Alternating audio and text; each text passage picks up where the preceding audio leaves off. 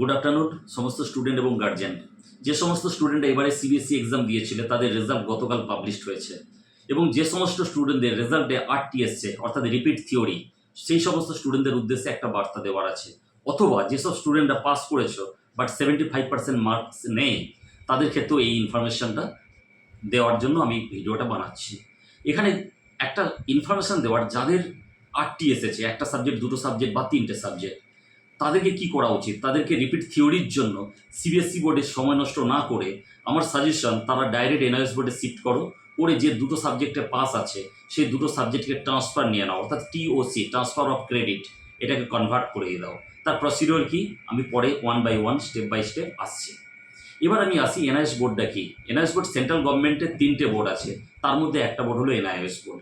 Central গভর্নমেন্টের যে 3টে বোর্ড আছে তার মধ্যে একটা হচ্ছে সিবিএসসি, একটা হচ্ছে এনআইএস, অ্যানাদার আর একটা হচ্ছে আইসিএসসি। এবার আমরা আসি এনআইএস বোর্ড কি equivalent to others board? Yes, NIS board equivalent to others board. কীভাবে জানবো? www.nis.ac.in এই ওয়েবসাইটে গিয়ে সমস্ত ইনফরমেশনগুলো আমি যা যা বলছি ওখানে চেক করলেই দেখা যাবে। এবার আসি অ্যাডমিশনের প্রসিডিওর কী আছে।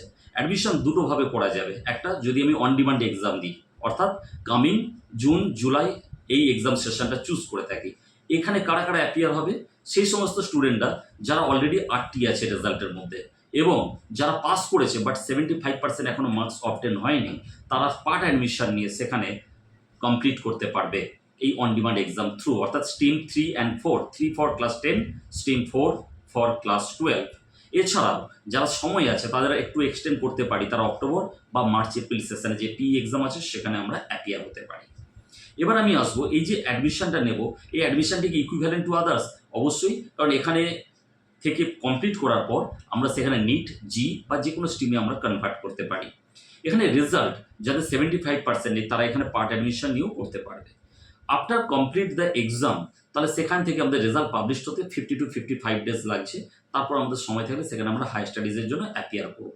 এছাড়া যাদের এক্সামের এই লাস্ট ডেট, অর্থাৎ পিই এক্সাম যারা দিতে চাও তাদের অক্টোবর সেশনের জন্য, তাদের যোগাযোগ করতে পারো নিচে দেওয়ার নাম্বারে এবং রেজাল্ট তাদের ডিক্লেয়ার হবে আফটার 50 to 55 ডেজ।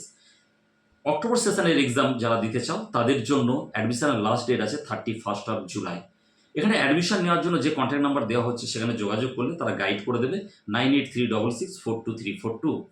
এখান থেকে অ্যাডমিশনের সঙ্গে সঙ্গে বুকস, টিএমএ, অ্যাসাইনমেন্ট যেগুলো আছে, practical, every Saturday class or regular basis class তাকে প্রোভাইড করে দেবে এবং কোশ্চিন পেপার দেখলেই বোঝা যাবে এটা অন্যান্য বোর্ডের থেকে কতটা ইজি এবং ইজিলি এখান থেকে অ্যাক্সেস করা যায়। তাই সময় নষ্ট না করে, কোনো টেনশন না নিয়ে, যেগুলো 8টি আছে 8টি সাবজেক্টগুলো ক্লিয়ার করে নাও সামনের সেশনের মধ্যে, অর্থাৎ জুলাই বা জুনের মধ্যে। ওকে, থ্যাংক ইউ।